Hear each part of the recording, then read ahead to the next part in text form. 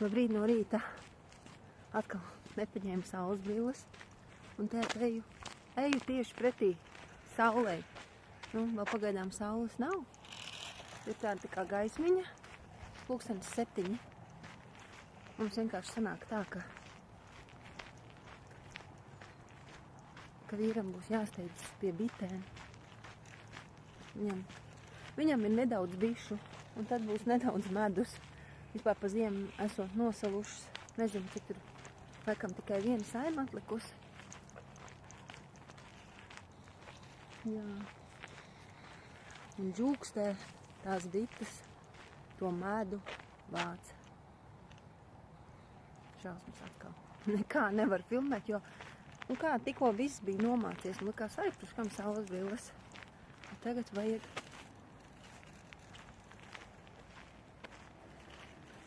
visādi šodien darbiņi. Tā. Un vēl tās asins analīzes, taču to gribu izdarīt. Tūlīt būs svētki, kas varētu šodien nodot. Ja nezinu, kurā brīdī. No 7 strādā, un tad, kad 7 aizbrauc, šausmīgas rindas līdz kādiem 11. Es varētu vienīgi pēc darba, bet pēc darba tur līdz 2. Ja es tā sevi organizētu, un tā kā novilktu līnijas un teiktu, man jābrauc uz asins analīzēm. Nevar neko ilgāk darīt pa vieniem. Varu mēģināt. Skatīšos, kā tur būs. Jā, ir jau tie visādi darbi. Un visādi cilvēki. Un es arī pat, teiksim tā, aizraujos ar grīdas mazgāšanām un viss tā tālāk. Un šodien pilināju to Anu Tailam degunā.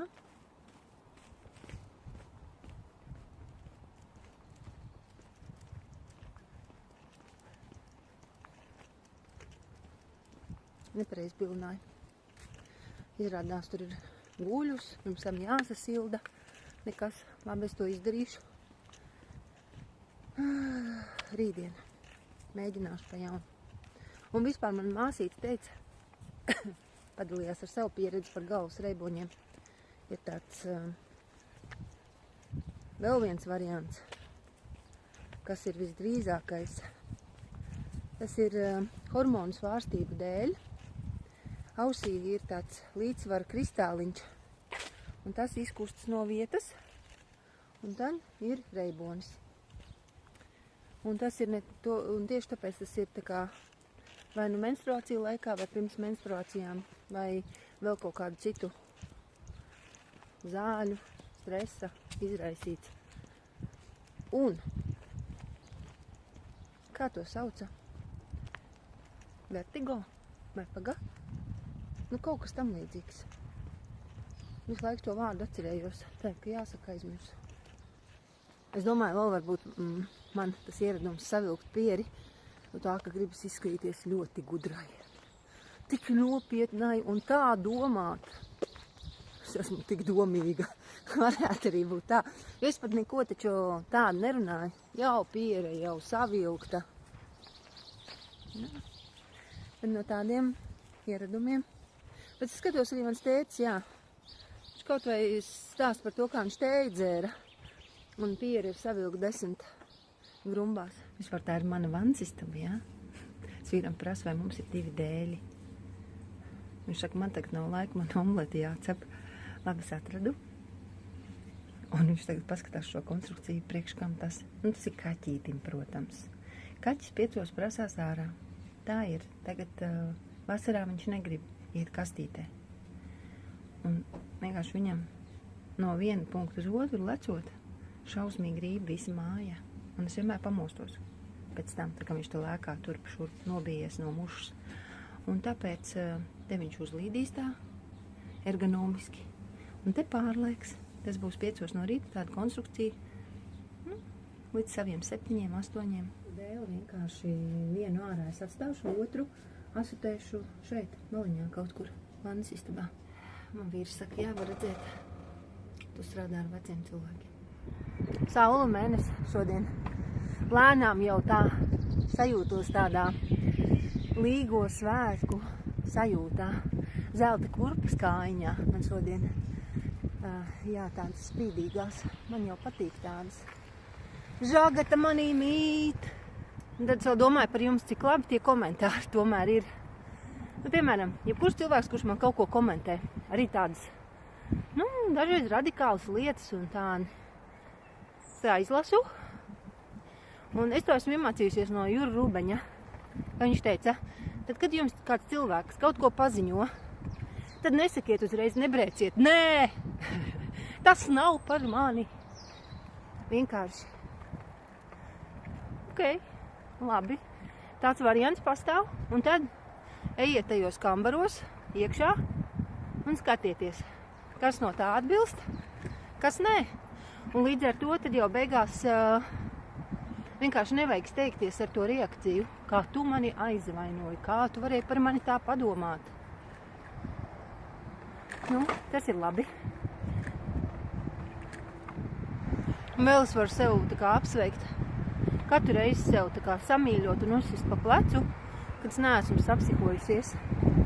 Jo es vispār esmu, es jau teicu, ļoti līdzīgi savai laukolmai, pēc rakstura, man liekas, ļoti. Tādā ziņā, ka es šausmīgi ātri sadusmojos. Un es tā kā uzreiz galvā tāds spiediens man ieiet. Un ko es daru? Es neesmu no klusētājiem.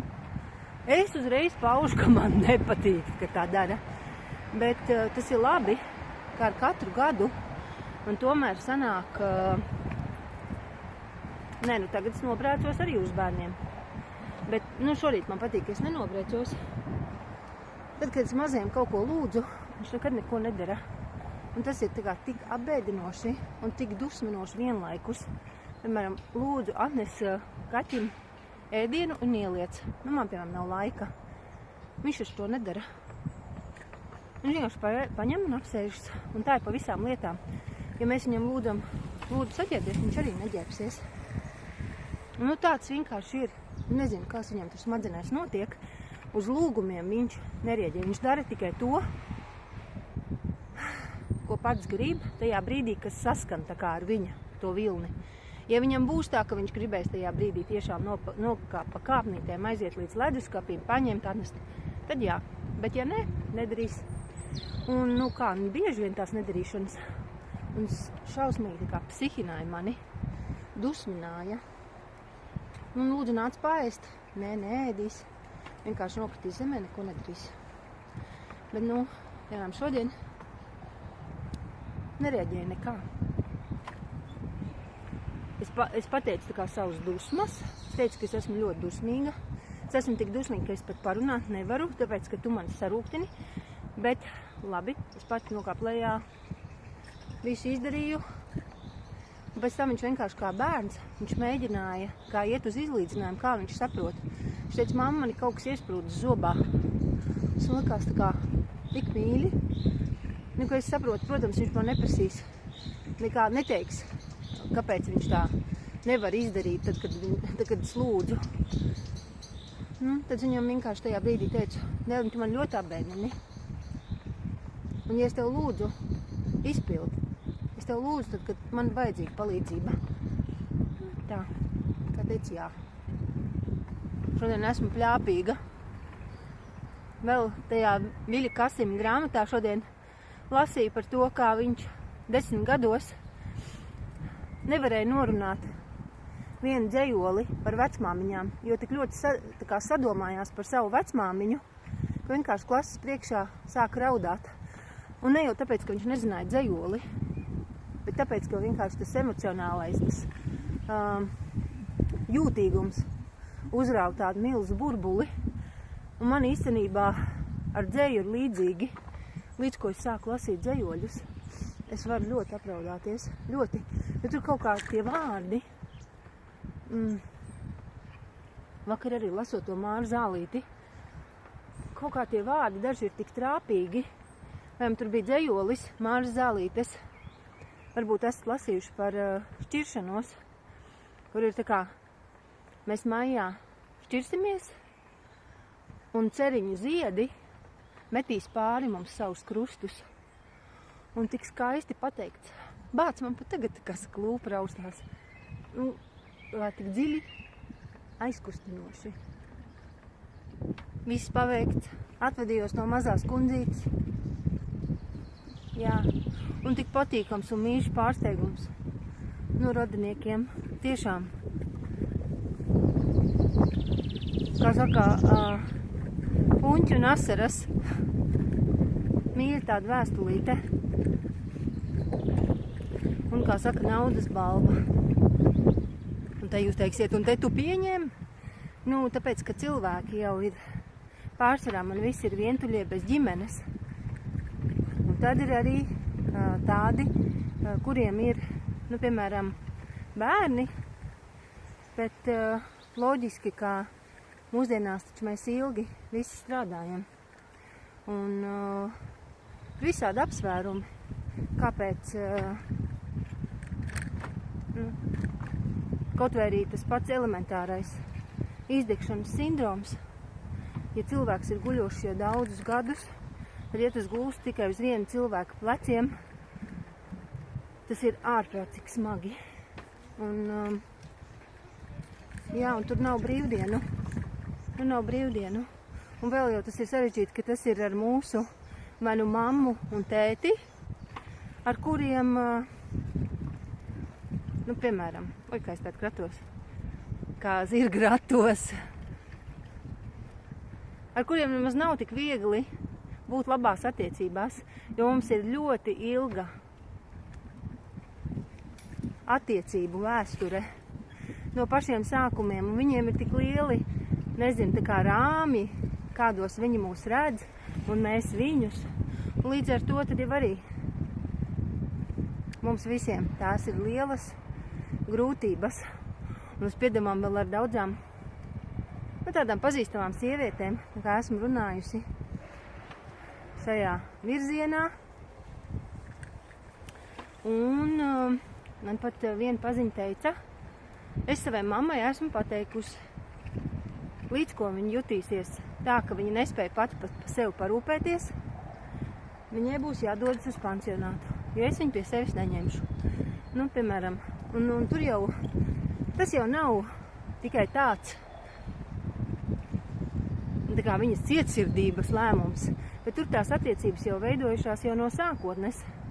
Jau no tā, ka tas bērniņš, kā viņš ir bijis mammas vēderā, kāda bija pašas mammas attieksme, kā tās attiecības riktējās visu laiku, ja? Nu, tad beigās ir tāds spriedums, kur, kā liekas, saka, Dievs, kā tā var pateikt, bet no otras puses, es viņai saku, tu vēl neko nezini. Tu nezini, kā tas būs, ka vēl paies mums tie cik tur gadi, kā vecāki vēl tagad tomēr ir jauni samērā, piemēram, manai mammai 65 gadi. Nu, tas taču ir, kā saka, jauns cilvēks vēl mūsdienās. Kas būs tur uz priekšu? Visas lietas izdarīts, bija veiklā, vēl iztīrīju, satīrīju, uztaisīju salātus, nomizoju augļus, visādus vakaram. Nu, visu kaut ko izdarīju. Visi. Tagad braucu uz mājām un pēc mazā. Sākumā pēc mazā. Ziniet, vēl smieklīgi tas, ka es satiku vienu no aprūpētājām šodien. Un viņi man jautā, kuri man cilvēki ir. Nu, no nākamās nedēļas man mainīsies. Un tad es izstāstīju. Un viņi saka, wow, šedevri. Tā kā var justies pagodināta. Tādu izaicinājumu priekšā. Bet man īstenībā arī, kā saka, jāshemo baigi. Jāizrēķina visi soļi turp atpakaļ uz sāniem. Nemitīgi jānodrošinās. Tas ir, jā. Tā var visos darbos ir. Jā, tā ir laba dzīves pieredze. Atvedu savu riteni uz remontu. Taču vispār tas te dzīvībai bīstamību apstākļi. Man vēl bremzēt. Man nav priekšējo bremžu. Un rekur tad, kad bremzē. Paga? Nu, šausmīgs. Kāpēc man nerādās tagad tas troksnis? Viss ar tādu pīkstināšanos, ar, nu vienkārši, nezinu, te nav vietas, es nemāku nodemonstrēt. Ar sakot, bauro man pīkstols, ka man kauns bremzē, tad es bremzēju ar kājām. Un tad ir krimināli. Ar kājām uz mājām. Tas grozs nodara, lai tur ielikt uz kaut ko. Re, kur mana lapiņa sanāk, nomainīs bremzes, cik varēs. Un izrādās tad, kad riteņiem sāk šādi te kviegt bremzes, kā izmisus kāja. Nezinu, tā skaņa vienkārši šausmīgi. Man kauns bremzēt, jo visi uzreiz paskatās uz mani. Un arī piedevām, ja vēl būtu efekts, ka nobremzē ar tādu troksni un ir, bet es varu ievelties arī krūmos vai mašīnai virsū. Nu, kaut kas tur ir nodilis pamatīgi.